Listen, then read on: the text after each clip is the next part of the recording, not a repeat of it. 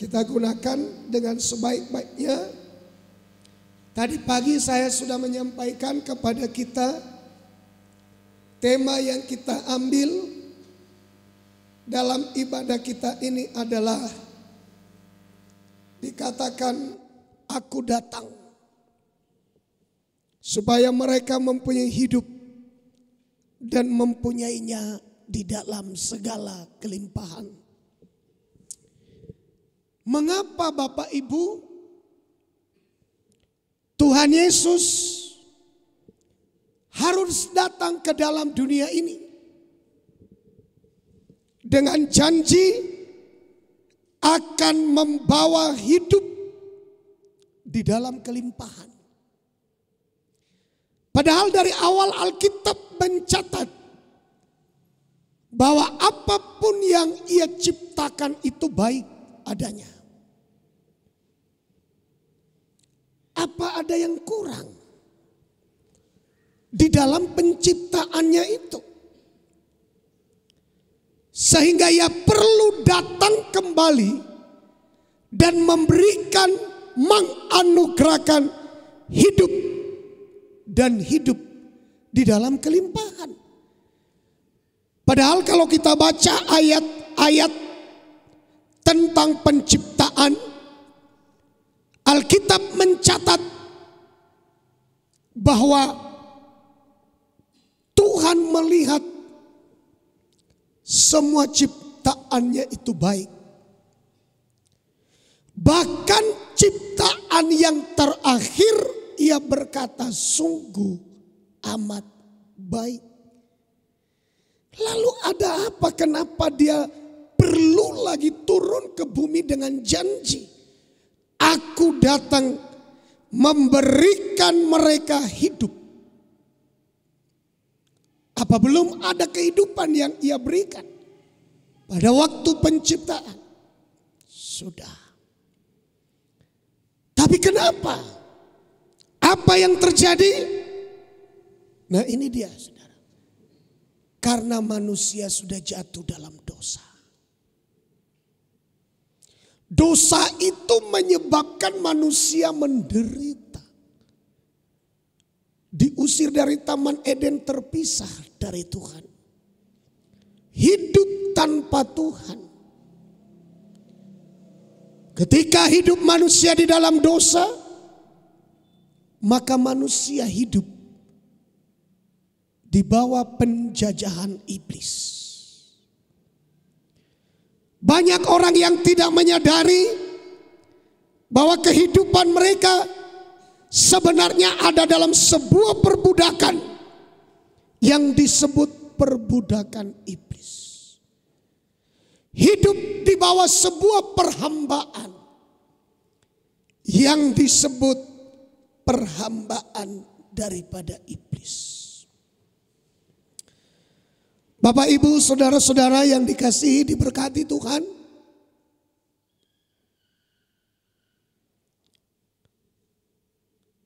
Pada waktu manusia diusir dari Taman Eden, saat manusia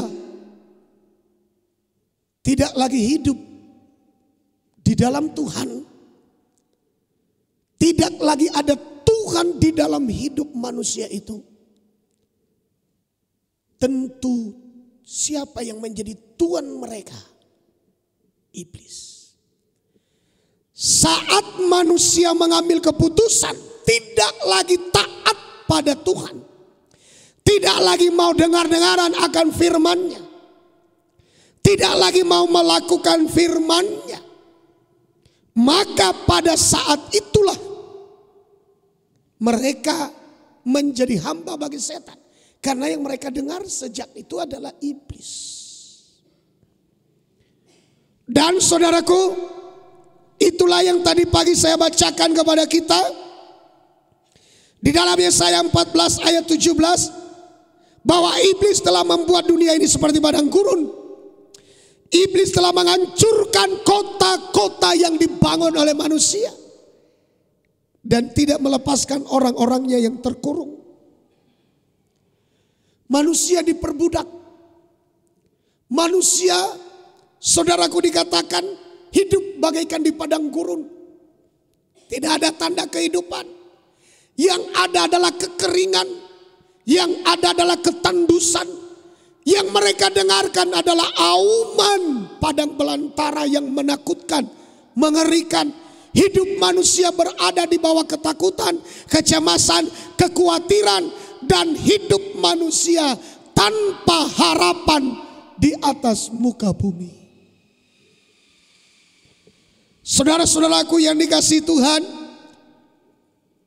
tidak ada jalan keluar bagi manusia itu. Itulah makanya Tuhan Yesus harus datang ke dalam dunia ini. Untuk melepaskan kita dari ketandusan. Untuk melepaskan kita dari kekeringan. Untuk melepaskan kehidupan manusia dari hal buruk. Sehingga manusia tidak lagi tinggal di dalam kecemasan. Tidak lagi tinggal dalam ketakutan. Tidak lagi tinggal dalam kekhawatiran. Hidup manusia punya pengharapan. Hidup manusia punya ketenangan. Hidup manusia punya damai sejahtera. Bahagia bersama dengan Tuhan. Betapa pentingnya Tuhan itu kita hadirkan di dalam hidup kita. Betapa pentingnya Tuhan itu kita hadirkan di dalam rumah kita. Betapa pentingnya Tuhan itu hadir dalam setiap perjalanan hidup kita. Betapa pentingnya Tuhan itu hadir di dalam setiap aktivitas kita, tempat di mana kita bekerja. Supaya kita jangan mengalami kegelisahan, ketakutan, kecemasan, kekhawatiran, dan berbagai hal buruk akibat daripada tekanan iblis di dalam hidup kita. Saudaraku yang dikasihi Tuhan, padang gurun berbicara tentang kesulitan hidup untuk hidup jasmani. Jadi hidup secara jasmani gersang. Ada berkat tapi gersang hidup. Kering.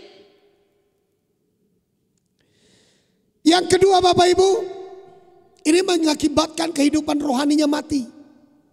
Dan ini sudah jelas kalau rohaninya mati, binasa dalam lautan api neraka. Tanpa kehidupan rohani. Karena tidak ada Tuhan. Kalau kita makin tidak sadar, makin terus mencari kepuasan dalam dunia, binasa. Sebab di dalam 1 Yohanes 2 ayat 17, dunia ini sedang lenyap dengan keinginannya. Tetapi orang yang melakukan kehendak Allah akan menjadi hidup selama-lamanya.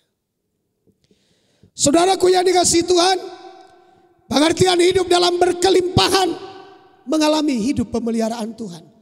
Ada damai, ada sejahtera, ada ketenangan jiwa, ada bahagia bersama dengan Tuhan. Mengalami kebangunan rohani dan mengalami hidup kekal dalam kerajaan surga. Ya. Tuhan Yesus turun.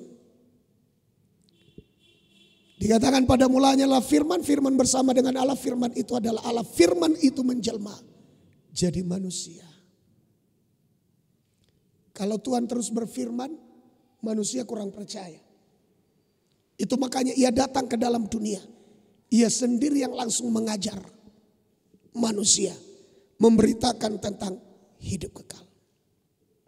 Saudara, hari ini itu tadi cerita tentang khotbah saya tadi pagi. Nah, kita akan lanjutkan sekarang ya. Sebab nanti kalau saya tidak awali seperti itu, nanti dari mana awalnya ujungnya apa itu? Suatu marjamita awison ibigi mujamita na asing sih. Puji Tuhan. Jadi Bapak Ibu Saudara yang dikasihi Tuhan, kita harus menerima Yesus, menerima ajarannya, menerima firman-Nya. Ya, ini ayat terakhir tadi yang saya baca Bapak Ibu. Mari kita lihat Lukas 5 ayat yang pertama. Jadi kita bisa lanjutkan pada hari ini. Ya, Lukas 5 ayat yang pertama. Ya, silakan.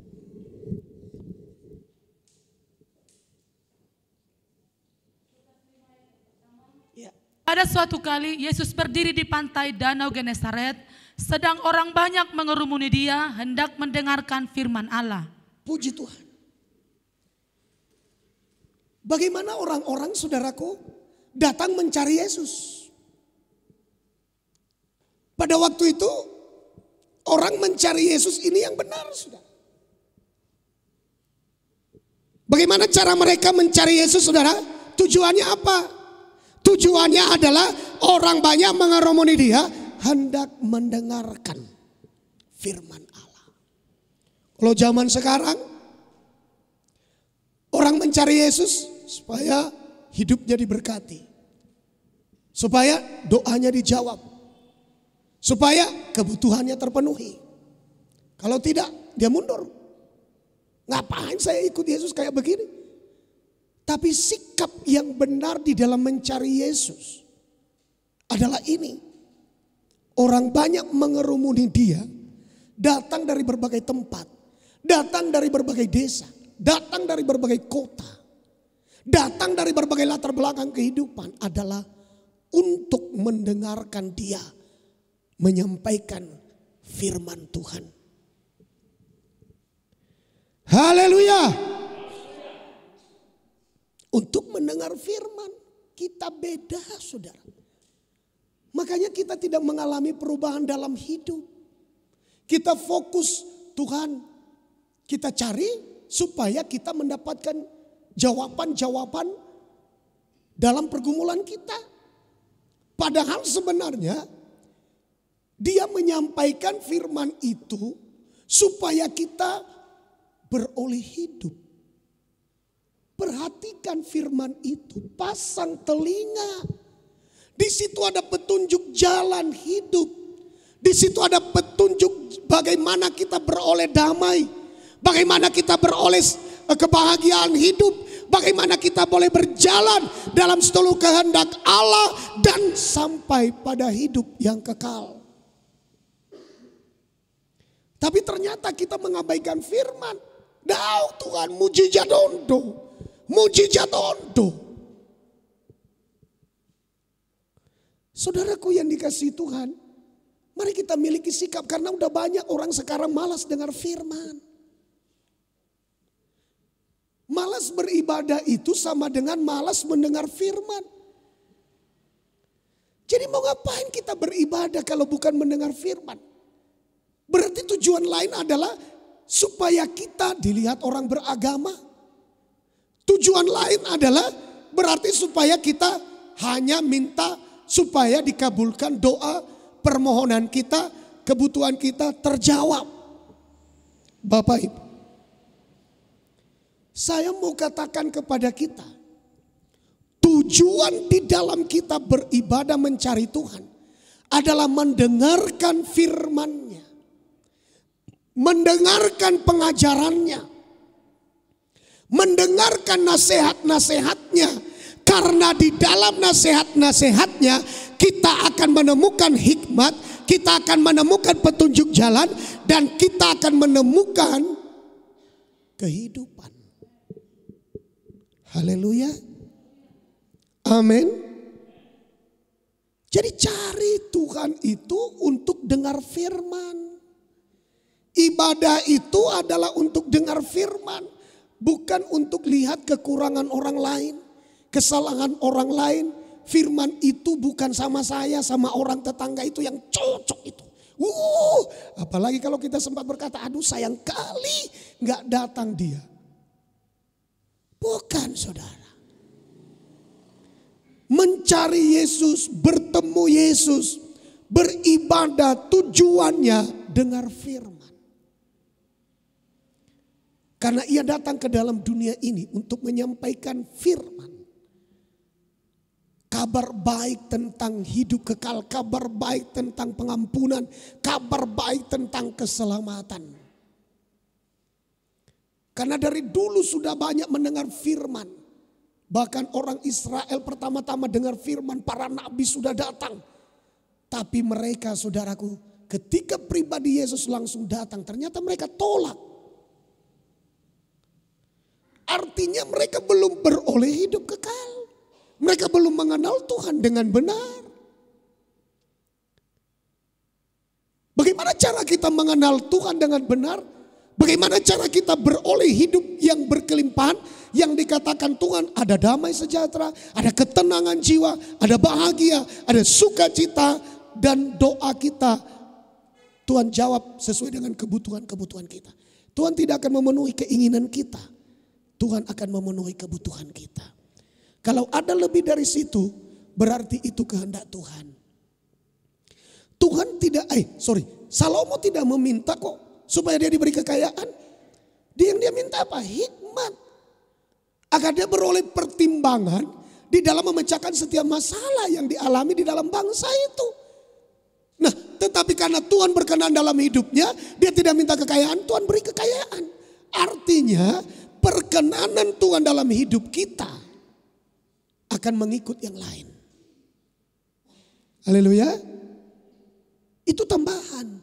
Carilah dahulu kerajaan Allah dan kebenarannya, maka semua akan ditambahkan. Itu tambahan. Itu makanya kita harus semangat memberitakan Injil. Jangan sampai dengan tikiku. Harus kita berkasutkan kerelaan memberitakan Injil. Haleluya. Natal kita tetap bernatal. Dengan seperti yang diaturkan pemerintah. Kita harus mengikuti protokoler kesehatan. Ya, kesempatan kan masih ada. Apa kita bernatal nanti ketika ditutup? Tidak ada lagi kesempatan? Enggak, kita tetap bernatal. Kita gunakan kesempatan ini dengan baik. Kita cari Tuhan, kita sungguh-sungguh. Mumpung masih ada kesempatan. Kita dengar firman. Kalau sudah tidak ada kesempatan nanti, udah kelaparan baru cari firman. Tuh dia luluan. Udah ngandung. Kita harus tetap gunakan. Itu makanya di tengah-tengah kondisi yang seperti ini, kami kemarin dari PGPIP, Perkumpulan Gerakan Pentakosta Indonesia, yang ada di Toba, kita menginjil. Pergi di Holbung kemarin itu. Saya tidak tahu Holbung itu di mana. Tapi saya tahu karena Injil. Haleluya. Mungkin saudara tahu tempat-tempat yang lain karena mengikuti Lau Hitam Meradak Tusan.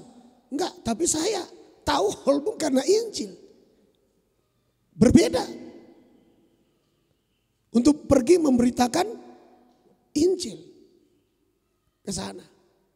Hari Rabu itu, tanggal 7.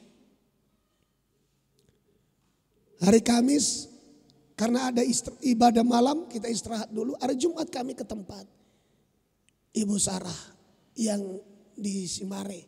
Di mana Simare itu? Aku juga tidak tahu. Tapi karena pelayanan berita Injil, aku juga sampai di sana ke tempat ibu ini. Benar, 1,5 jam ke 2 jam perjalanan, saudara. Datang ibadah di tempat ini, kita saudaraku. 5 menit yang dekat-dekat nggak nyampe 5 menit. Terlambat datang. Semula hidup ibadah nak kali ngasah telau. Sudah nyampe ibadah. Ya. Sama seperti Pak Kasmin, kalau datang ibadah, saya terlambat. Pak Kasmin. Ya, tadi ibadah kan sama pasti lain ya, siapa namanya? Ya Pak Mangata Silain ya. Sama Pak Kak Jari juga datang tadi ibadah. Karena saya nggak nyangka ternyata pagi itu ternyata lebih banyak yang ibadah.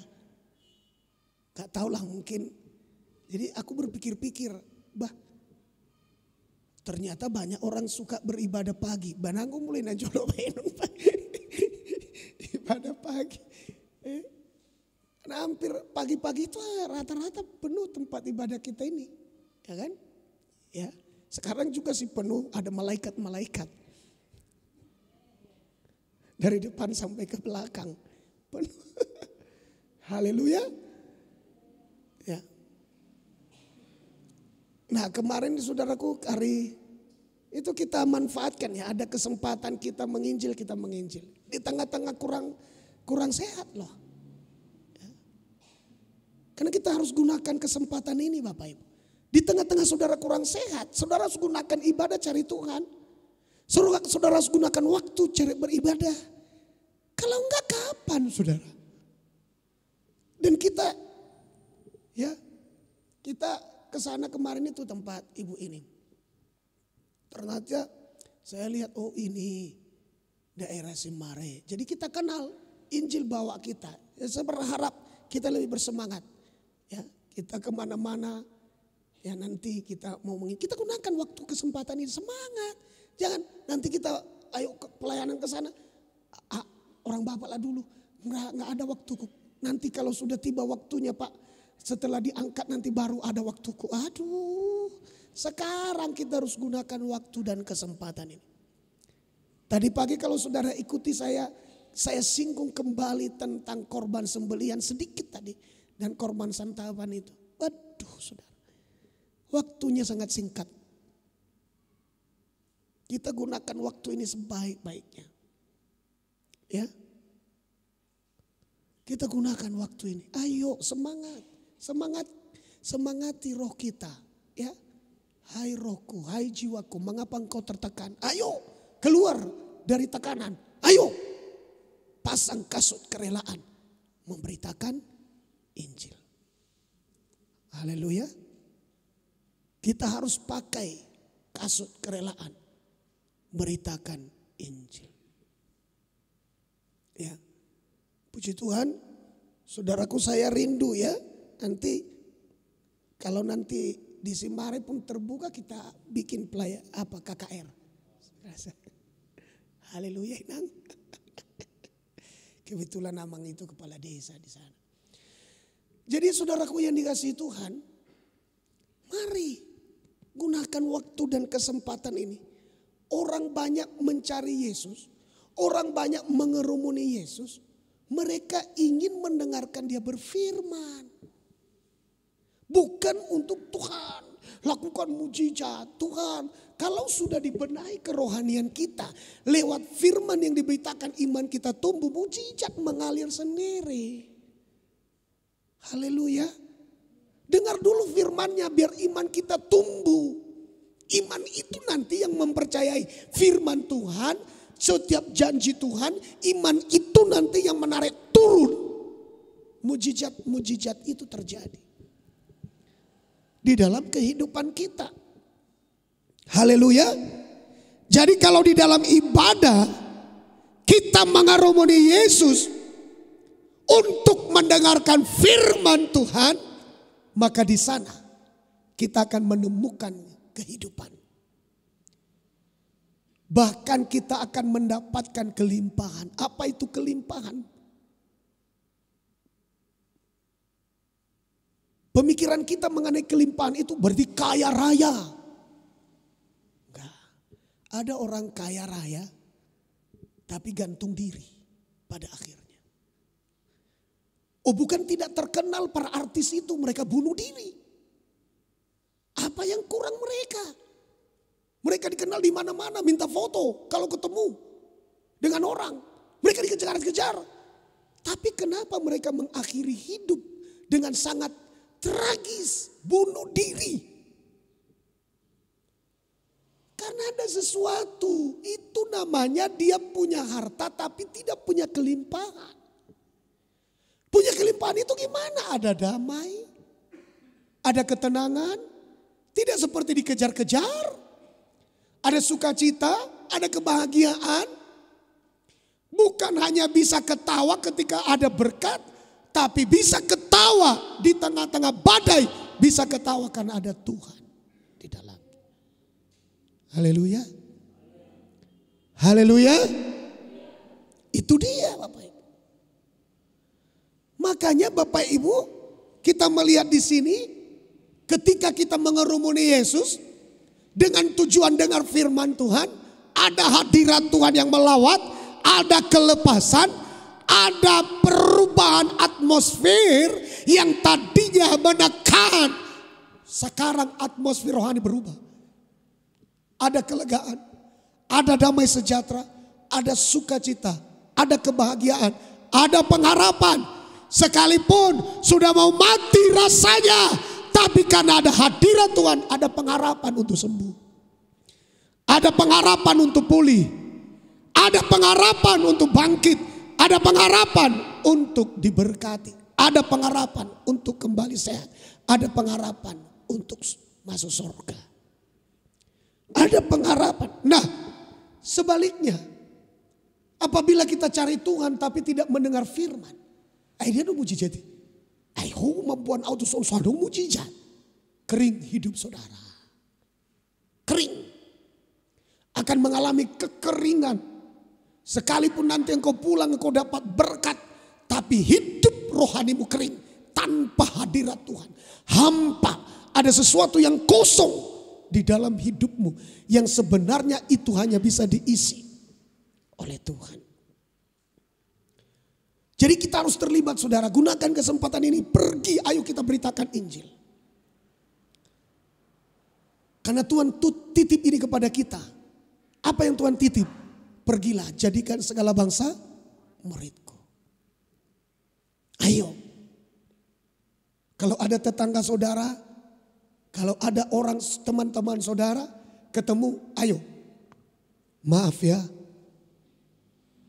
Dan merutang beliau tuh. Engkau terima atau tidak? Aku ingatkan kepadamu. Berita tentang firman. Percaya atau tidak percaya. Tapi tugasku sudah kulakukan. Begitu. Ingatkan orang-orang sekarang. Kalau dulu ada takut-takut, sekarang gak ada lagi waktunya. Ingatkan dia, kalau tidak dia akan binasa. Tiap hari saudara ketemu dengan dia, saudara tidak ingatkan dia. Dan Tuhan tuntut. Dan kalau ada orang berdosa mati, engkau tidak ingatkan dia, aku tuntut darahnya kepadamu. Kita harus mempertanggungjawabkannya di hadapan Tuhan. Nah, untuk itu kesempatan yang ada ini mari kita gunakan. Saya katakan di Holbung itu, mana tahu ada yang bisa selamat dari pelayanan ini, apalah 1, 2, 3 orang. Seandainya tidak ada 3 orang pun, 1 orang itu sudah sepasukan malaikat di sorga bersorak-sorai. Hanya 1 orang saja. Apalagi 2, 3 orang, 4 orang, 5 orang kita bisa selamatkan. Haleluya. Dan siapa yang membuat sorga bersuka cita? Siapa yang membuat sorga tiba-tiba bangkit dan bersuka cita? Orang-orang yang membawa jiwa kepada Tuhan. Mari buat sorga bersuka cita. Buat sorga bersuka cita. Ada gemuruh yang luar biasa terjadi di sorga ketika 1 orang jiwa diselamatkan dalam kerajaan sorga. Kita harus terlibat dalam berita Injil. Haleluya. Amin. Ya, nanti kita waktu Natal itu gimana caranya? Kalau belum ada diberlakukan PSBB ya. Karena kabar-kabarnya di kabupaten kita ini sudah mulai meningkat ini. Makanya saya anjurkan kepada kita datang ibadah pakai masker. Untuk apa pakai masker? Ya, kalau saya sih daripada beli-beli saya cuci. Gitu. Kalau di rumah saya cuci. Ya kan? Jadi masker kita tetap bisa ada, cuci lagi. Iya. Habis saya di rumah, kan saya di rumah kan nggak pakai masker. Nggak ada yang datang dari luar kan. Jadi saya cuci. Nah ini makanya kain ini saya cuci. Nggak beli tiap hari. Mungkin saudara, dia yang pegang manual-nuri, cuci. Bila perlu setelah dicuci gosok, biar mati kumannya sekalian. Hei kuman, lau mau. Gosok. Begitu sudah. Jadi gak ada alasan, gak ada uang untuk beli. Enggak. saudara cuci, gosok, bersihkan, jemur, mati kumannya kan. Haleluya. Jadi datang ibadah itu pakai masker. Untuk apa kita pakai masker? Karena ada yang OTG. Ya, orang tanpa gejala. Nanti kalau orang tanpa gejala ketemu saudara, dia kan bisa menularkan. Nah, setelah saudara tertular sampai di rumah, seisi rumah tertular. Jadi ini untuk kebaikan kita. Untuk kesehatan kita. Nah, saudara, mungkin saudara berkata, apa pendeta? Iman. Benar. Kita harus punya tapi Alkitab berkata kepada imanmu tambahkan apa? Kebajikan. Kepada kebajikan tambahkan apa? Pengetahuan. Perlu pengetahuan. Untuk apa saya pakai masker ini? Kalau hanya iman saja nggak cukup. Harus ditambahkan pengetahuan. Kebajikan. Haleluya. Bodoh kita nanti saudara kalau hanya iman saja. Boleh iman. Mana ularnya biar kau gigit sekalian. So gigi DP ulok ingai patok gimana. Makanya ada ibadah. Saya bilang ibadah ini gila ibadah kayak begini. Ada ibadah saudara saya nggak tahu di negara mana itu tapi barat lah. Di daerah pegunungan ibadah. Dia ibadah ya. Dia mempertontonkan kuasa Tuhan dengan cara ular tidak membahayakan. Jadi dia ambil ular, dia taruh di lehernya. Ya. Sambil dia berkhotbah, enggak ada apa-apa ular, padahal dipagut dia. Pup. Keluar darah. Kan? Dia masih tetap berkhotbah, tapi lama kelamaan runtuh dia. Tumbang dia. Setelah dia tumbang dibawa ke rumah sakit, dalam perjalanan mati. Jadi jangan bodoh. Selain daripada iman butuh pengetahuan. Haleluya. Pengetahuan apa? Kenapa perlu saya pakai masker? Begitu saudara. Haleluya. Untuk apa saya pakai masker? Untuk apa? Jadi orang yang pakai masker bukan berarti tanpa iman. Bukan berarti dia tidak punya iman. Enggak. Tapi dia mengerti apa maknanya, apa fungsinya masker itu. Ya. Haleluya. Haleluya. Itu firman Tuhan yang bilang loh. Kepada iman tambahkan kebajikan. Kepada kebajikan tambahkan pengetahuan. Begitu kan? Haleluya. Amin. Jadi artinya apa? Artinya tidak cukup hanya iman, harus ditambahkan dengan pengetahuan, ditambahkan dengan kebajikan, ditambahkan dengan sikap-sikap yang baik. Kalau hanya iman saja, gak bisa saudaraku. Haleluya. Kenapa kita belajar firman? Supaya ada pengetahuan kita tentang kerajaan surga. Benar saudara?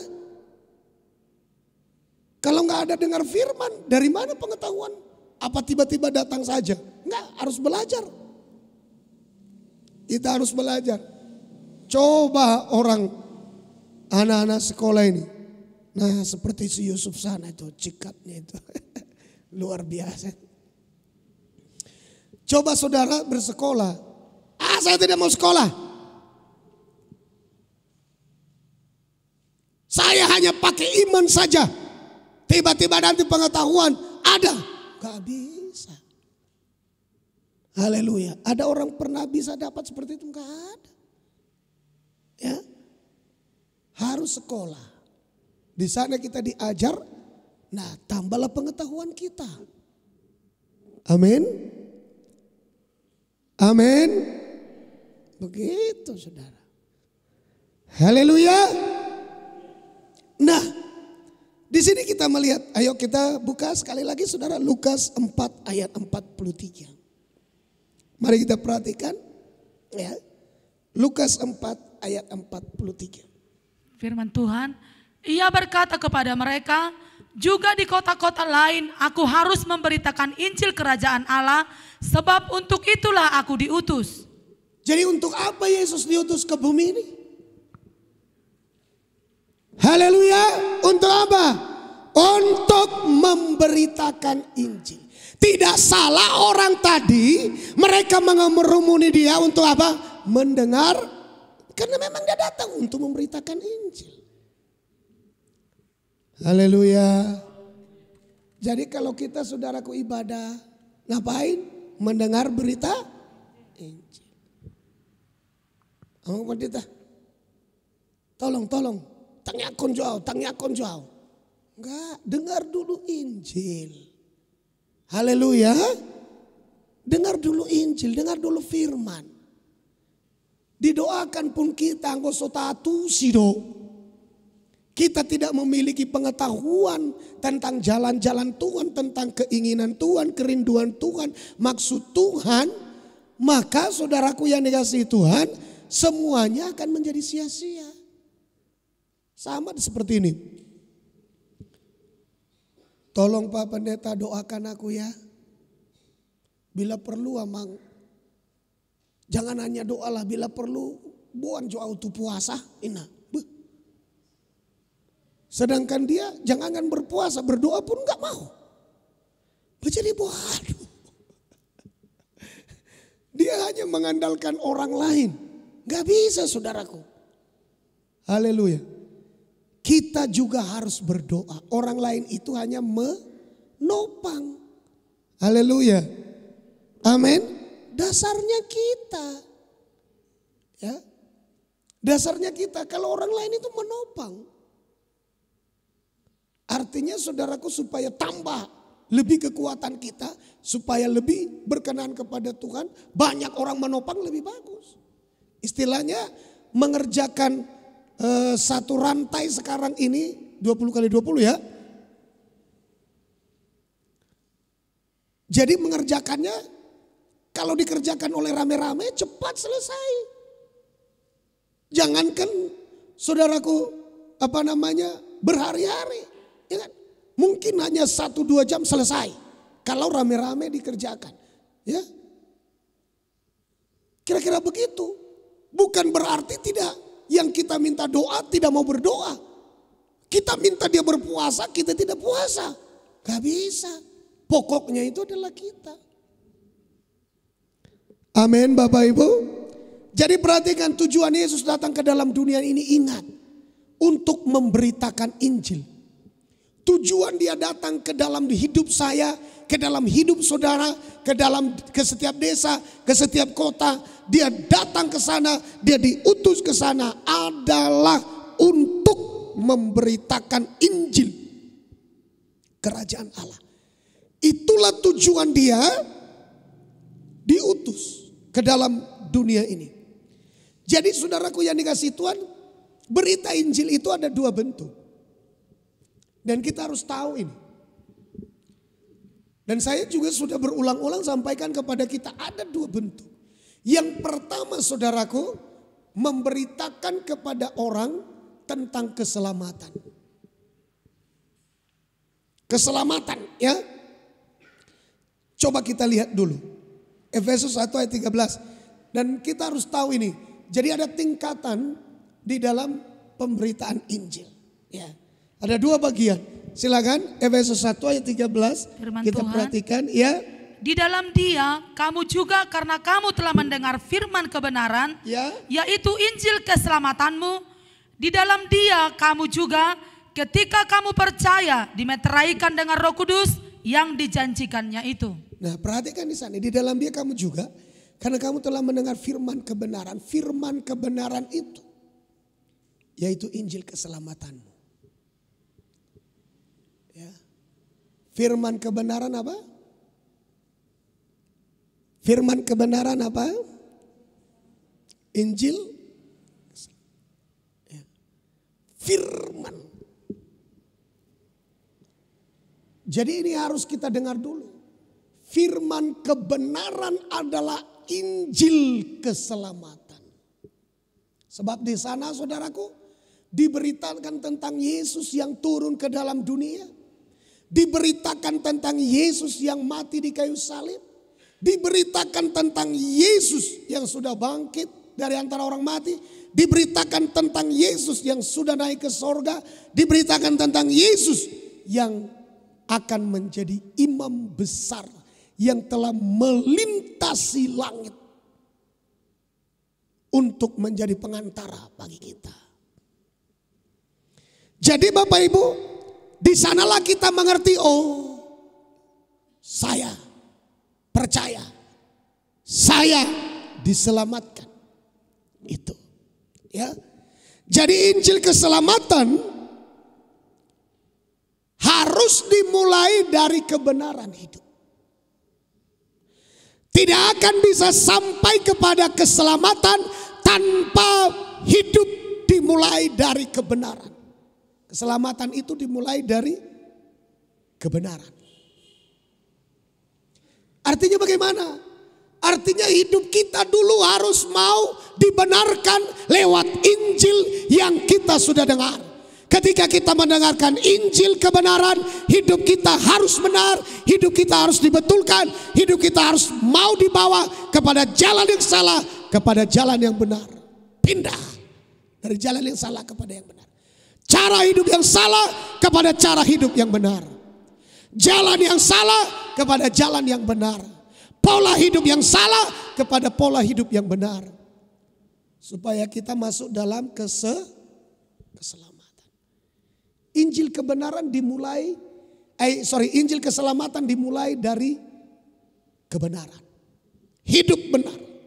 Ketika kita mendengarkan Injil kebenaran, hidup kita dibenarkan, pasti selamat. Itulah Injil keselamatan. Injil keselamatan, ya, dikatakan saudara, di dalam Dia kamu juga ketika kamu percaya dimeteraikan dengan Roh Kudus yang dijanjikan itu. Saat kita mendengarkan firman kebenaran, itulah Injil keselamatan yang membawa kita kepada keselamatan. Saat itulah roh kita dimeteraikan oleh Roh Kudus. Kita diselamatkan. Tapi cukupkah hanya sampai di situ? Enggak cukup. Ya. Nah, yang berkaitan dengan firman keselamatan ini, saudara, Injil keselamatan ini, ya. Inilah saudaraku yang dikasihi Tuhan, dimulai dari terima Yesus sampai kepada percaya korban Kristus, pengampunan dosa, sampai kepada menguburkan hidup lama, menenggelamkan hidup lama, sampai kepada menerima baptisan Roh Kudus. Artinya sudah bisa dia hidup di dalam roh, tidak lagi di dalam daging. Tidak lagi dipimpin oleh daging, tapi dipimpin oleh roh. Kenapa harus menerima baptisan Roh Kudus? Nanti dia tidak sanggup hidup di dalam roh. Gimana caranya? Makanya dia harus menerima Roh Kudus supaya dia mampu hidup di dalam roh. Supaya mampu dia meninggalkan hidup di dalam daging. Supaya mampu dia untuk melakukan firman Tuhan, daging tidak akan mampu. Hanya orang yang hidup di dalam roh. Anggo daging on do galedo daging on. Ayo ibadah, aduh lemas. Marang nadikan dah, daging lemah. Makanya daging jangan dituruti. Daging itu harus dikalahkan. Kita harus ikut kepada Roh Kudus. Kita harus mau dipimpin oleh Roh Kudus. Kita harus mau mengikuti keinginan Roh Kudus. Haleluya. Amin. Jangan turuti daging. Kalau daging itu saudaraku tidak ada tempatnya dalam kerajaan surga. Jangan turuti dia.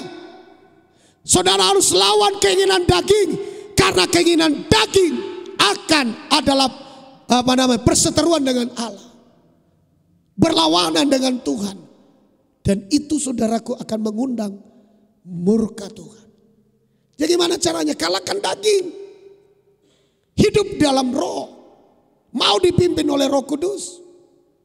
Haleluya. Nah, saudaraku yang dikasihi Tuhan, ini dia ya.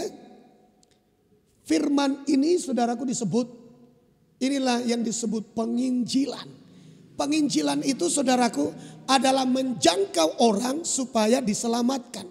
Itu makanya ya di dalam orang yang sudah dewasa tidak disebut lagi penginjilan. Karena dia berita tentang penginjilan itu adalah berita orang supaya diselamatkan. Mengajak orang supaya menerima keselamatan.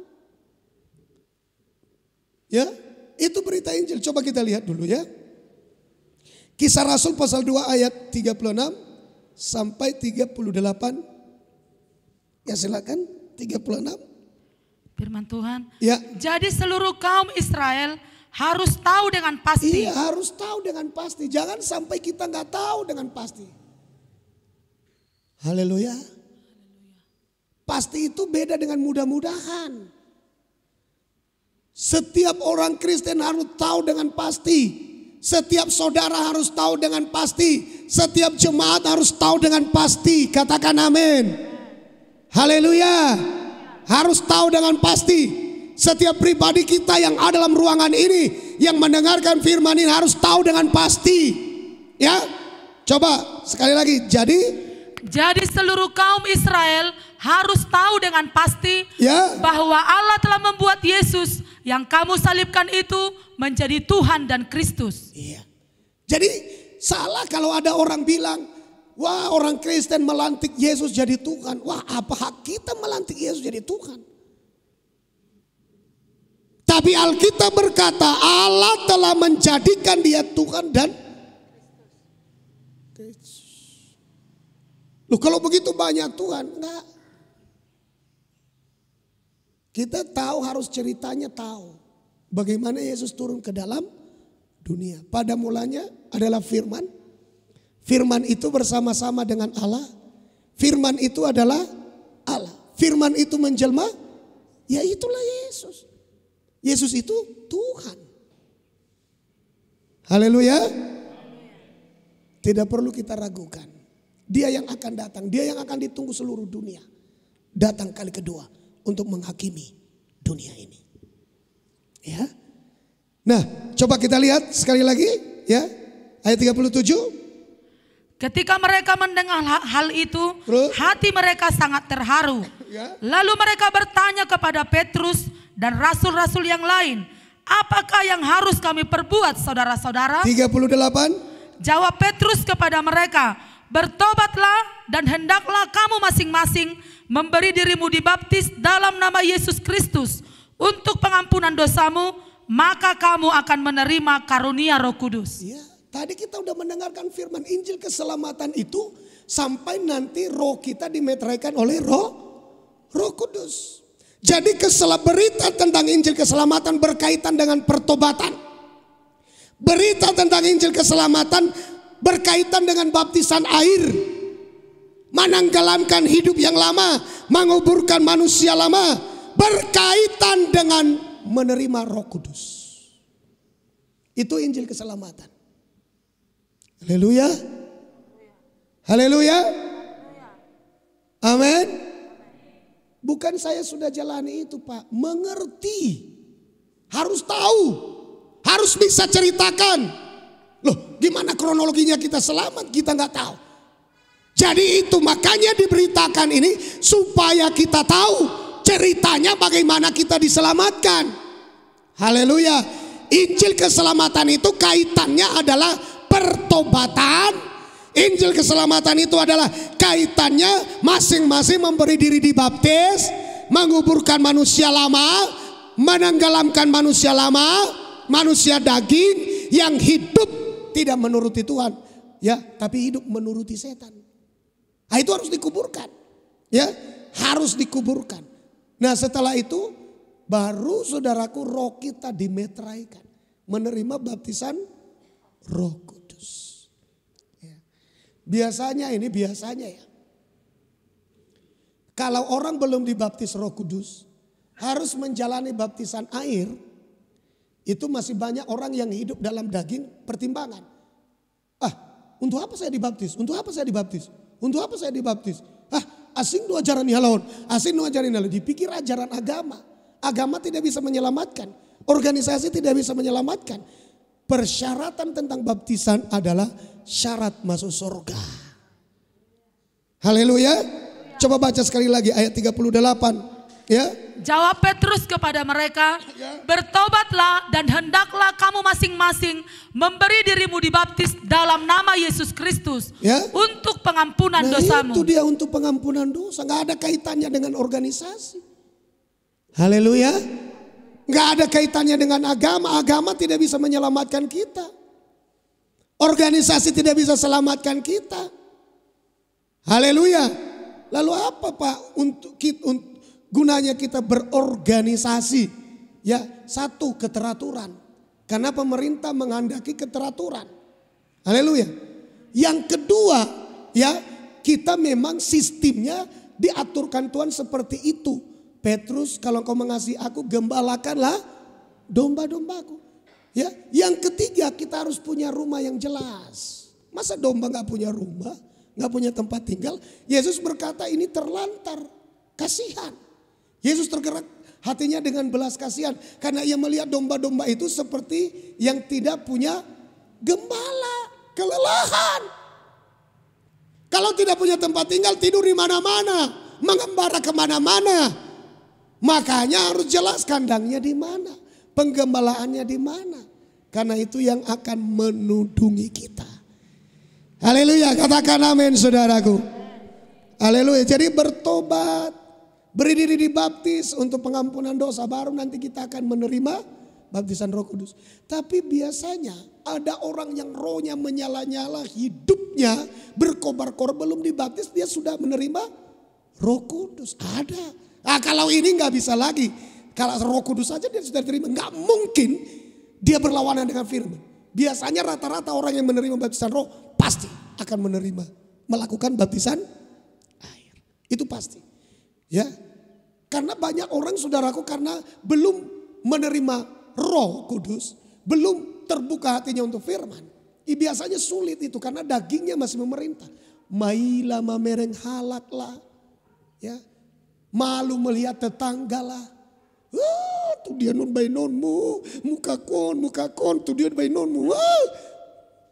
Marhuah itu sih, itu dia masih hidup di dalam daging.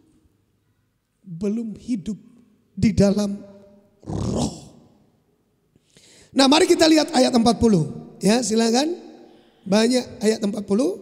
Dan dengan banyak perkataan lain lagi, ia memberi suatu kesaksian yang sungguh-sungguh dan ia mengecam dan menasihati mereka. Katanya, berilah dirimu diselamatkan dari angkatan yang jahat ini. Jelas sekali saudaraku, bahwa Injil keselamatan itu membawa manusia kepada keselamatan. Dimulai dari pertobatan, dimulai dari baptisan, dimulai dari di sana pengampunan dosa, menerima Roh Kudus. Lalu Petrus mengecam, ayo beri dirimu untuk diselamatkan dari angkatan yang jahat ini. Beri diri, gimana caranya? Terima Injil keselamatan, bertobat, beri diri dibaptis, haleluya, untuk pengampunan dosa, tenggelamkan manusia lama, terima Roh Kudus, maka kita akan diselamatkan. Apa buktinya kalau seseorang sudah diselamatkan? Tahu dengan pasti. Ayo katakan tahu dengan pasti. Ya, ini bukti. Jangan sampai ditanya. Tuh dia dong, oh Bapak, molo mate oh aduan. Ya, jangan bilang ke kampung halaman. Ya. Tahu dengan pasti bahwa kita mati masuk surga. Baik, dah. Haleluya. Ada di sini yang tidak percaya? Kalau kita mati kemana kita? Hah? Mati kemana? Waduh. Mati kemana? Ke surga lah. Haleluya. Amin. Mati ke surga. Harus tahu dengan pasti. Ini kuncinya dulu. Jadi kita bisa berdebat dengan setan. Oh, kamu belum diselamatkan. Belum diselamatkan. Tapi kita sudah tahu. Oh, saya selamat, please. Jangan main-main. Apapun yang terjadi, dunia ini jungkir balik. Dunia ini hancur. Aku percaya. Aku mati masuk surga. Haleluya. Katakan amin. Itu satu kepastian, harus tahu dengan pasti. Karena banyak orang tidak tahu dengan pasti. Ditanya kepada dia, kemana kau kalau mati? Baju lo binere mah jodoh. colo mate mah juga sabinoto. Bah, enggak. Menurut Alkitab, setiap orang percaya harus tahu dengan pasti. Coba dibaca dulu dari awal tadi. Coba kita lihat ya, ayat 36. Ayo silakan, ayat 36. Ayat 36. Ya. Jadi seluruh kaum Israel harus tahu dengan pasti. Iya, harus tahu dengan pasti. Bukan harus tahu dengan mudah-mudahan. Harus tahu dengan pasti. Haleluya, ayo katakan sama-sama. Saya tahu dengan pasti. 3, ya. Saya tahu dengan pasti. Yang kuat. 3, ya. Saya tahu dengan pasti. Bahwa saya sudah diselamatkan. Bahwa saya sudah diselamatkan. Amin. Amin. Siapa di sini yang sudah diselamatkan? Coba angkat tangan. Diturunkan tangannya. Jangan melihat temannya. Baculu binireng mah sudah angkat tangan doi mana menang nendang. Ya. Nah, tahu dengan pasti bahwa kita sudah jadi kemanapun saudara nanti pergi, ada orang bertanya kepadamu, ya, apakah engkau pasti masuk surga? Saya tahu dengan pasti bahwa saya mati pasti masuk surga. Kenapa? Ya itu dia, saya sudah menerima Injil kebenaran, yaitu Injil ditandai dengan apa? Pertobatan, ya, bertobat ya, dosa sudah diampuni. Kita harus yakin itu. Bahwa ada caranya, dosa sudah diampuni. Yesus sudah mati bagiku. Hanya satu kali untuk menebus dosa-dosa saya. Mulai dari dosa leluhur, dosa nenek moyang, dosa orang tua, dosa hidup saya yang saya lakukan. Saya percaya darah Yesus sudah menebus saya. Dan pasti masuk surga. Haleluya. Katakan amin saudara. Ya. Baptisan air, baptisan Roh Kudus, kita masuk dalam kelahiran baru. Ya, kita sudah dilahirkan baru yang menghasilkan apa? Menghasilkan hidup yang baru. Menghasilkan apa? Hidup yang baru. Ya memang harus terjadi perubahan di dalam diri kita. Walaupun tidak otomatis, walaupun tidak seketika, walaupun tidak 100%. Tapi kita sudah mulai tahu, marah-marah itu dosa. Marah boleh, marah-marah gak boleh. Haleluya. Yesus pernah marah? Pernah. Marah-marah gak boleh. Nah, saat ibadah itu jauh, marah-marah lagi. Sampai dia tidur-tidur, marah-marah lagi. Sampai dia mimpi-mimpi, marah-marah lagi. Ya kan? Tendang sana, tendang sini. Ini marhukadoh, ini saudara atau suaminya atau istrinya, anaknya. Marhukadoh, isi tendang-tendang. Ya, terus marah-marah, nggak boleh. Ya, kita sudah harus ada perubahan. Ya. Dengar Injil keselamatan, terjadi pertobatan, menenggelamkan hidup lama, menerima baptisan Roh Kudus, melahirkan kehidupan yang baru, ya. Mulai ada perubahan, hal-hal yang baru di dalam kehidupan kita. Jangan kita mengatakan batoema imaklumima baboi mai enggak. Ya, kita harus segera sadar. Orang yang tidak sadar itu yang bahaya. Ya, misalnya, ya, dia sudah marah-marah sampai darah tinggi. Nah, kenapa orang marah-marah bisa darah tinggi, stroke? Yaitu dia, berarti Tuhan tidak berkenan dengan marah-marah. Haleluya. Amin. Itu merusak. Haleluya. Amin. Amin. Nah, jangan juga bilang begini. Ulana muruk tuh bereng om. Ya, kalau Anda itu misalnya salah, ya harus akui juga.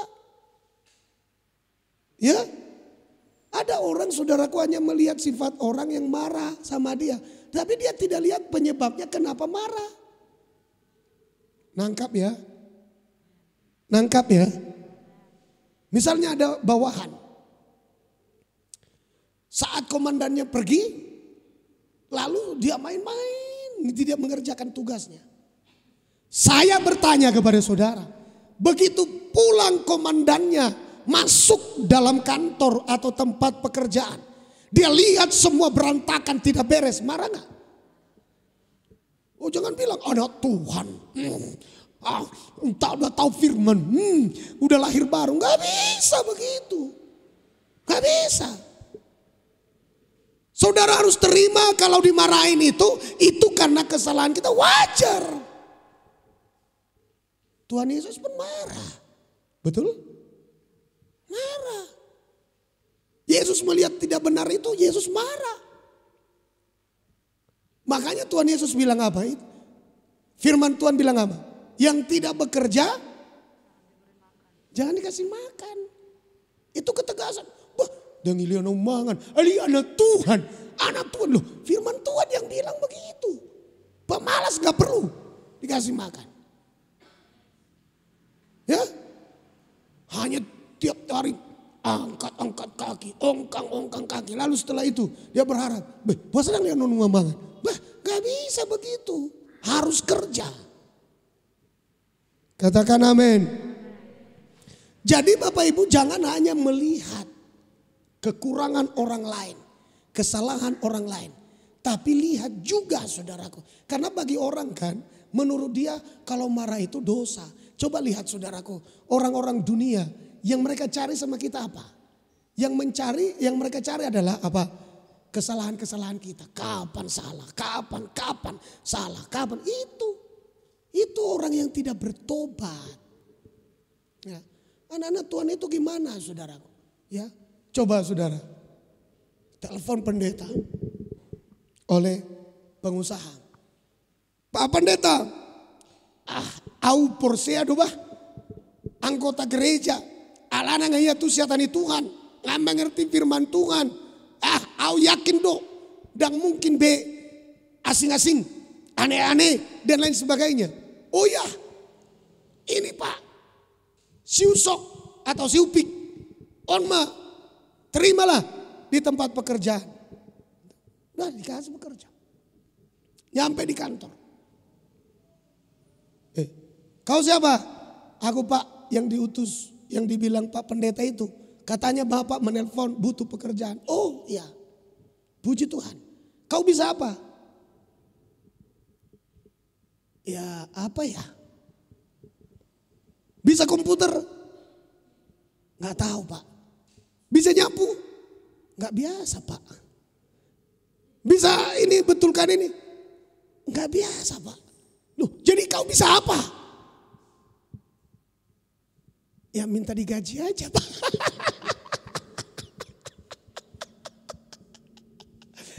Nggak ada kayak begitu Bapak Ibu. Kita harus memiliki kecerdasan. Kita harus memiliki kemampuan. Bila perlu kita harus memiliki kelebihan dari orang lain. Haleluya.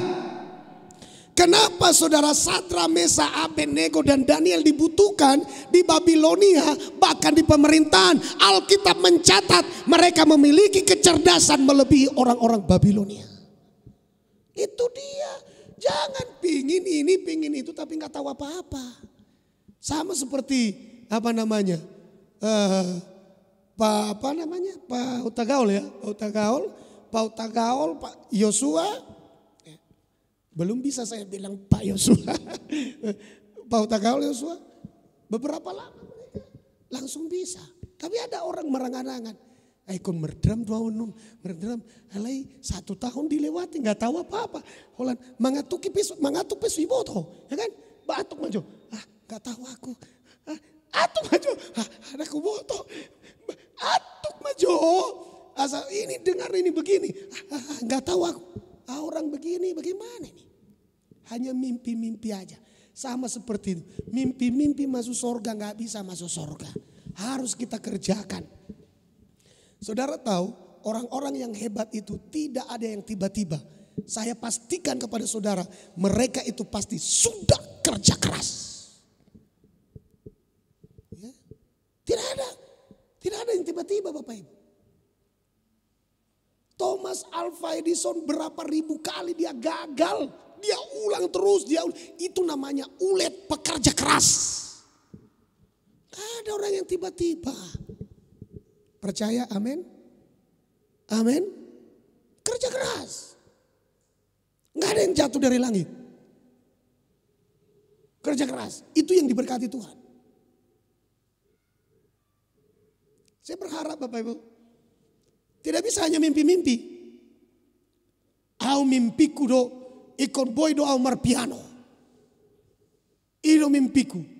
Itu Bapak, au nggak mimpi-mimpi sampai modo mau mimpi-mimpi au marpiano. Nggak bisa hanya mimpi. Ayo kerjakan. Berlatih keras.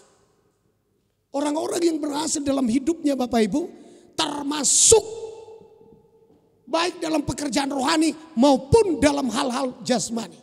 Tidak ada tanpa kerja keras.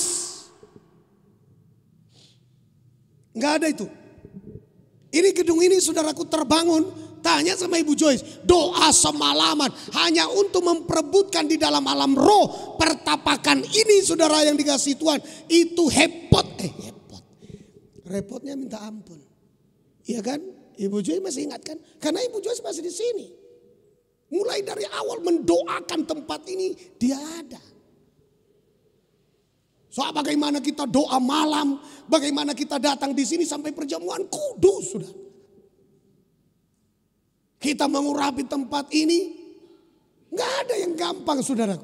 Jangan saudara pikir ada yang gampang, ada yang bisa jatuh dari langit, nggak ada.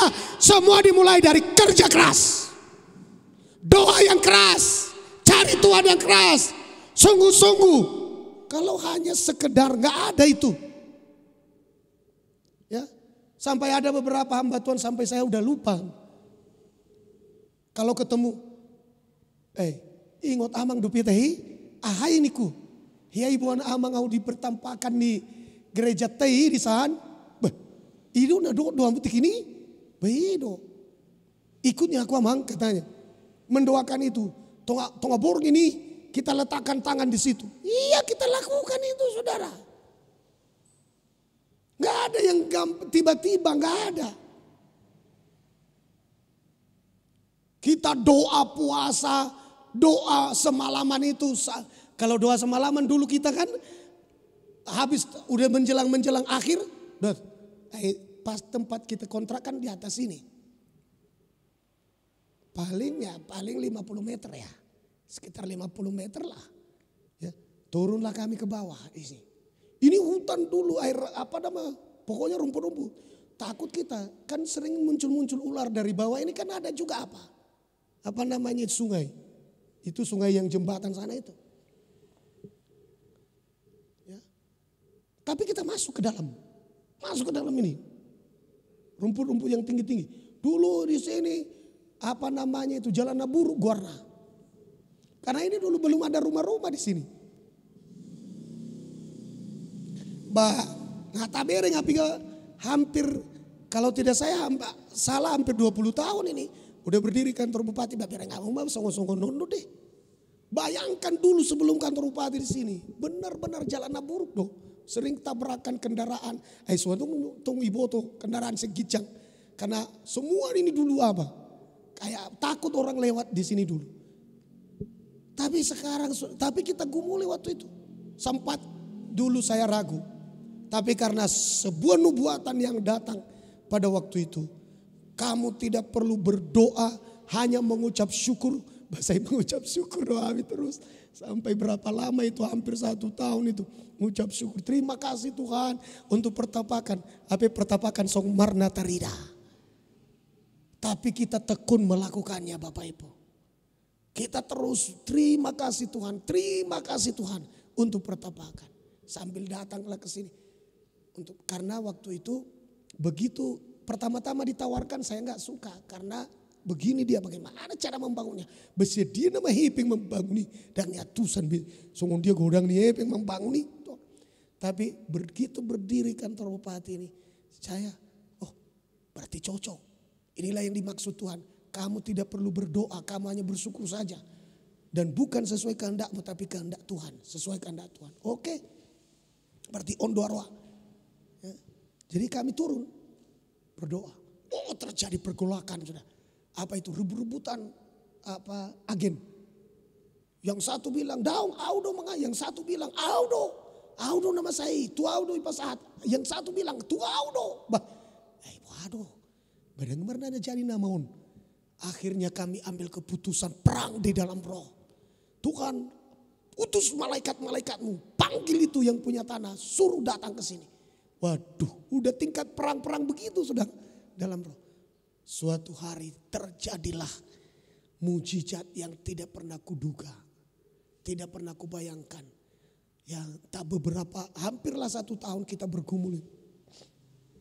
Saya dipanggil. Ya kebetulan di ujung ini dulu, ujung jalan ini ada di situ kedai tua.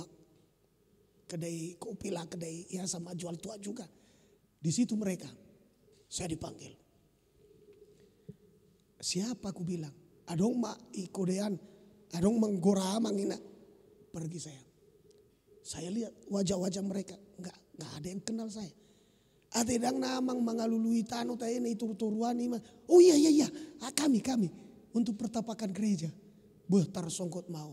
Nion mamang, au masyadean, nion ma abangku, nion ma inukku, nion ma hamis sudah. Sekaligus diantarkan Tuhan Bapak Ibu. Enggak tunggu dulu janji-janji. Enggak langsung kita selesaikan hari itu. Luar biasa Tuhan berkarya. Padahal udah hampir kita berpikir enggak mungkin lagi. Tapi Tuhan itu hidup. Tuhan itu ada. Tapi bagaimana jadi? Apakah gampang? Tidak. Dimulai dengan doa yang keras. Doa yang sungguh-sungguh. Dan itu tidak terjadi hanya dalam 1 kali. Hampir 1 tahun, istilahnya orang mengandung 9 bulan, lahirlah anaknya. Hampir 1 tahun kami berdoa dengan berbagai macam cara doa. Puasa, doa semalaman, datang ke sini langsung tompang tangan dan sebagainya. Udah menginjakkan kaki, mendoakan. Jadi tidak terjadi seketika. Bapak dan Ibu, dengar baik-baik. Apapun yang kita cita-citakan, apapun yang kita harapkan, tidak terjadi seketika. Tapi itu dimulai dengan kerja keras, mengkumulinya dengan sungguh-sungguh. Nah, saya akan saksikan kepada kita tentang penglihatan sedikit. Kemarin sehari Kamis sebenarnya saya sudah saksikan. Jadi ada anak umur 18 tahun, wanita, ya. Pada umur 12 tahun dia sudah terima Yesus, sudah lahir baru, jatuh lagi. Umur 17 mulai berubah, umur 18 dia mengikuti ajakan gerejanya. Jadi jangan kadang-kadang ajakan gereja kita tolak. Diumumkan dari gereja untuk puasa. Ya, saya tidak tahu berapa lama mereka berpuasa, tapi dibilang pada hari yang ke-15 kami puasa. Dia ikut sama mamanya sama keluarganya. Pada hari yang ke-15 terjadilah katanya pencobaan berat. Saya pikir-pikir pencobaan berat kira-kira apa. Saya dengarkan, saya telusuri. Dia bilang pencobaan itu ternyata pada waktu puasa hari ke-15 mulai terjadi kesakitan, penderitaan akibat puasa itu. Dan itu sulit untuk dilalui katanya. Tidak gampang untuk dilalui. Tapi saya berkomitmen Tuhan saya harus lulus dalam doa puasa itu. Tetapi tiba-tiba katanya ketika dia berkomitmen seperti itu. Ternyata lewat penderitaan itu, kesakitan dalam doa puasa itu. Justru dia bisa mendengar suara Tuhan. Mendengar secara jelas. Yeremia 33 ayat 3. Yeremia 33 ayat 3. Beberapa kali dia dengar di telinganya. Yeremia 33 ayat 3. Nah itu dia. Berserulah kepadaku maka aku akan menjawab engkau. Dan akan memberitahukan kepadamu hal-hal yang besar. Apa kira-kira yang mau Tuhan tunjukkan sama saya? Hal-hal yang besar. Yang tidak terpahami. Waduh carana. Apa kira-kira? Dia pulang ke rumah. dia terus mempertanyakan apa kira-kira hal yang besar yang Tuhan mau tunjukkan kepadaku. Lalu saudara, entah beberapa hari kemudian hamba Tuhan datang ke rumahnya. Ketuk pintu rumahnya, dia buka, maka hamba Tuhan itu bisa mengatakan, bisa aku masuk? Dia bilang, silakan. Ada berita yang mau saya sampaikan kepadamu. Apa itu? Persiapkan dirimu. Ada yang Tuhan mau nyatakan kepadamu. Sesuatu yang tidak pernah kamu bayangkan, tidak pernah kamu duga. Tuhan akan nyatakan kepadamu. Tapi aku sendiri pun tidak tahu apa itu. Aku ini kan bukan pendeta. Aku ini kan bukan orang yang sungguh-sungguh baru bertobat lagi. Umur 17 tahun baru dia berubah lagi. Jadi itu waktu itu 18 tahun umurnya. Berarti baru 1 tahun. Terus apa? Gak mungkin. Lalu hamba Tuhan itu bilang begini. Kenapa kamu bilang tidak mungkin? Kan Tuhan sudah bicara sama kau. Yeremia 33 ayat 3. Tersonggok di mana? Kenapa tahu? Kalau Yeremia 33 ayat 3 Tuhan bicarakan kepadaku. Tuhan sampaikan kepadaku. Aku memang mendengar. Tapi kenapa Bapak tahu? Lalu hamba Tuhan itu bilang kepadanya. Tuhan yang sama yang berbicara kepadamu juga berbicara kepadaku. Ia menyuruh aku datang di sini mempersiapkan kamu. Bersiaplah. Lalu dia percaya. Kalau begitu aku sekarang percaya. Apa hal-hal yang besar itu yang Tuhan mau nyatakan kepadaku? Lalu hamba Tuhan itu bilang, saya pun tidak tahu. Jadi persiapkan saja dirimu dengan baik. Itu yang Tuhan pesan. Baik. Tiba-tiba hamba Tuhan bicara sama dia. Kamu akan mati. Saya akan mati. Cara matinya gimana? Ditabrak mobil. Bagaimana? Cara matinya bagaimana? Wah, saya tidak mau mati. Saya ini masih remaja. Gak mau aku mati. Tapi hamba Tuhan itu lakukan saja. Siapkan saja dirimu. Karena ada hal-hal yang besar yang akan ditunjukkan Tuhan. Jadi kalau aku mati gak kembali lagi. Ya aku tidak tahu kata hamba Tuhan. Pokoknya siapkan saja dirimu. Lalu mulai dia terbayang-bayang setiap hari. Pergi sekolah, pulang sekolah. Aku akan mati, aku akan mati. Kapan aku mati? Caranya bagaimana? Apakah aku harus ditabrak mobil? Dia mulai ngarang-ngarang dia sudah. Lalu saudara, suatu hari dia pulang dari sekolah. Di sekolah ngomong Tuhan sama dia. Ayo cepat, cepat kau nyampe di rumah. Aku mau kerjakan sesuatu hal yang besar dalam dirimu.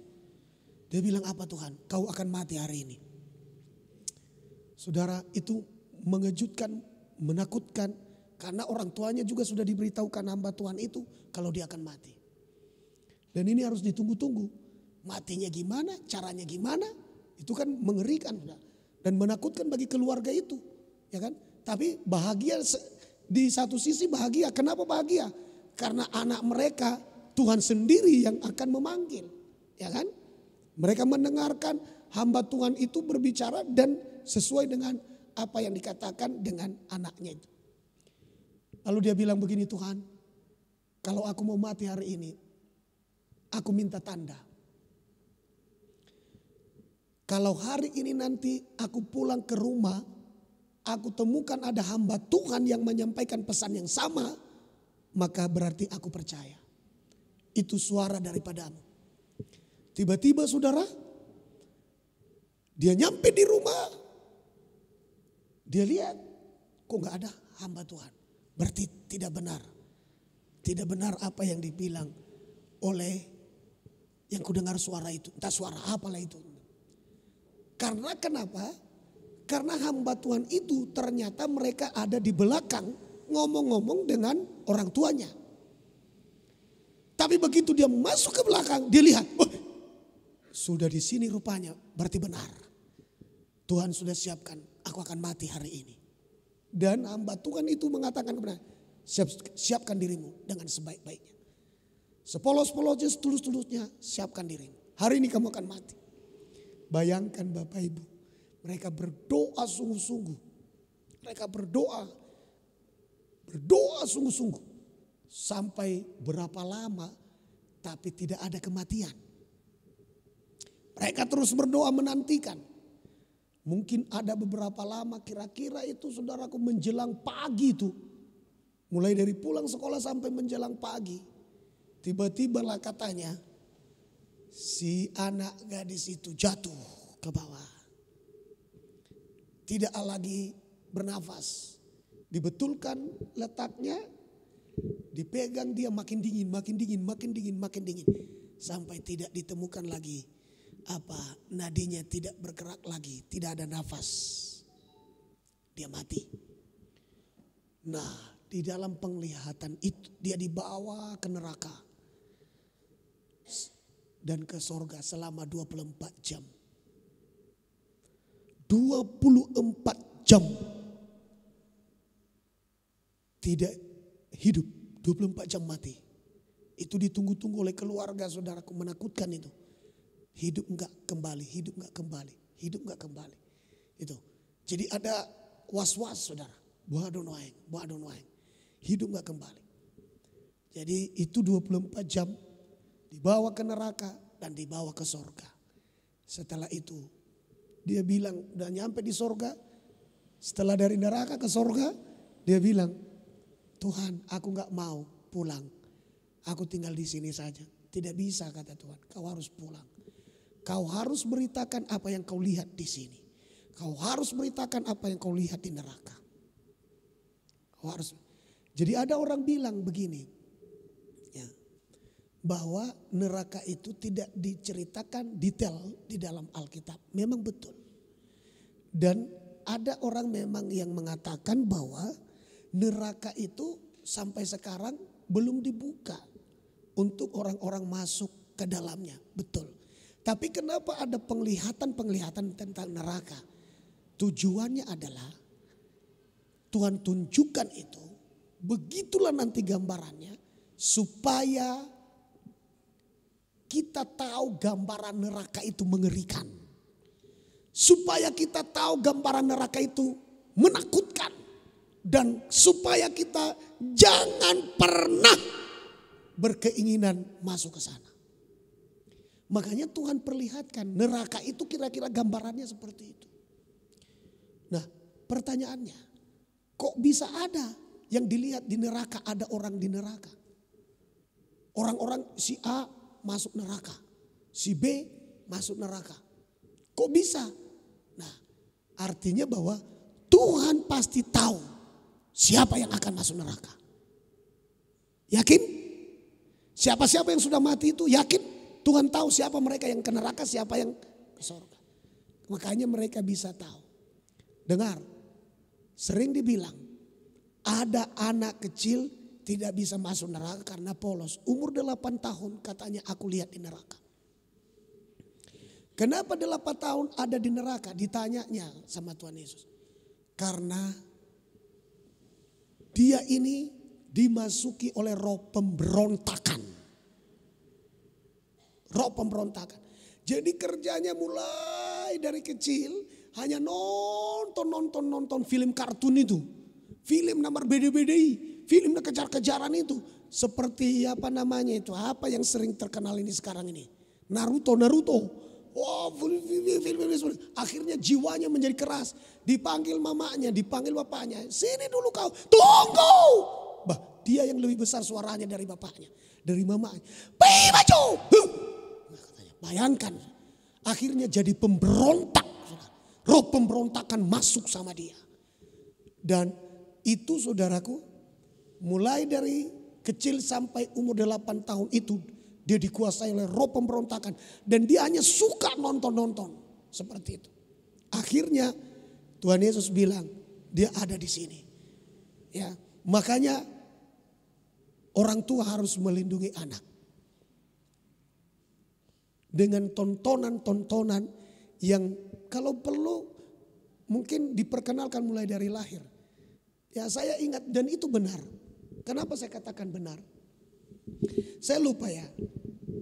Ini kesaksian yang betul. Saya alami di dalam keluargaku. Anak saya si Joy ini. Yang sekarang masuk di STT. Sudah semester 3 sekarang. Nah, semester 3. Adiknya yang semester 1. Nah, waktu kecil kami itu punya CD-CD tentang rohani. Si Daud lah, macam-macam itu. Jadi waktu ini tonton ya, ini tonton, kami bilang ini tuh. Jadi namamu itu David. Jadi itu kalau panggilan namanya itu David Joyner. Jadi ini si Daud, tonton si Daud ini. Jadi kan saudara yang dilihatnya itu mulai dari kecil sampai beberapa umurnya itu tertanam di memorinya. Oh Daud itu seperti ini. Daud ini seperti ini. Jadi Daud itu kan dia perang, dia lawan Goliat, dia lemparkan batu, ya, kepada Goliat, kena di sini mati Goliat. Dia penggal lehernya. Saudara tahu, ini anak kami ini waktu SD, kalau ditanya sama dia cita-citamu apa nak? Jadi tentara. Biar ku habisi semua penjahat-penjahat itu. Kau jadi tentara doang. Jadi itu berapa lama itu sudah? Nak jangan jadi tentara. Nggak cocok kita anak Tuhan ini. Kau hamba Tuhan kau salah jadi tentara. Enggak, aku harus jadi tentara. Biar ku habisi semua. Dan pernah dia bertengkar, dia ambil batu dilempar orang saudara. Wah gawat ini pikir. Jadi apa yang dia lihat dari kecil itu tertanam. Nah ini waktu kecil saudara udah bisa nangis, doa ini mendoakan orang nangis-nangis. Wah, kurasa udah pernah berkunjung dulu ke tempat orang Ibu Nababan ya. Ada yang sakit, waktu kecil orang ini dia berdoa itu. Kecil-kecil. Kenapa? Karena waktu kecil itu pergaulannya belum apa, itu yang tertanam di dalam dirinya. Itu yang tertanam dalam pikirannya. Itu yang tertanam. Nanti kalau lama-lama mulai pergaulannya udah berbeda, mulai hilang, dipengaruhi lagi. Dan memang dia alami. Tapi yang namanya yang itulah, aku jadi tentara. Itu gara-gara si Daud itu. Nama ngalo si Goliati. Jadi ternyata benar saudaraku, apa yang ditanamkan dari anak kecil itu, apa yang sering dia lihat. Hati-hati dengan kartun-kartun itu. Apalagi kartun-kartun yang suka berkelahi, bertengkar, itu kekerasan tumbuh dalam jiwanya. Itu harus Jadi ya, udah nggak tahu aku sampai kelas berapa dia sudah SMP, SMA masih suka itu. Naruto itu. Masih suka. Ya sekarang nggak ada lagi lah, karena dia sudah sekolah Alkitab, ya kan? Sudah ke STT. Dia nggak suka lagi. Tapi itu mulai dari kecil, ya. Apa yang sering dia lihat itu. Ya. Saya berpesan kepada setiap kita. Kalau boleh hal-hal rohani mulai kita tanamkan di memorinya. Mulai masa kecil. Bila perlu tontonan-tontonan yang layak untuk mendukung kerohaniannya. Membangkitkan kerohaniannya. Itu yang kita harus kepada anak-anak kita. Katakan amin saudara. Haleluya, itu perlu. Ya kalau sudah terlambat, aduh anakku dulu enggak begitu. Ngabel gebel sunari enggak terlambat be. Enggak, belum terlambat. Paupu kita kan masih ada. Kita kan masih doa. Ya kan? Ya. Haleluya. Amin. Apalagi yang anak-anaknya sudah besar-besar, sudah mau menikah. Seperti orang si Andre. Ya. Udah besar-besar dan sudah disiap menikah ini. Kalau ini sepertinya sudah dianjurkan. Ya enggak bisa, gak usah dulu pacaran, sampai kapan nanti dia dapat jodoh? Undang pacaran gak bisa. Memang mereka ini sudah harus siap menikah. Udah selesai kuliah ya kan, sudah bekerja, udah harus bisa menikah. Nah, saudaraku yang dikasihi Tuhan, ya, dan tentu kita punya generasi dari mereka kelak, ya kan? Nah, artinya apa? Nah itu yang kita didik. Ya, kita didik mulai dari kecil. Ya. Makanya seperti yang dibilang ibu sama anak kami, nanti anakmu nanti sama kami tinggal. Mulai dari kecil. Karena sudah banyak kita memiliki pengetahuan bagaimana cara mendidik anak yang dari kecil. Ya kan? Dulu kan awal-awal ya kita belum punya pengetahuan tentang itu ya kan.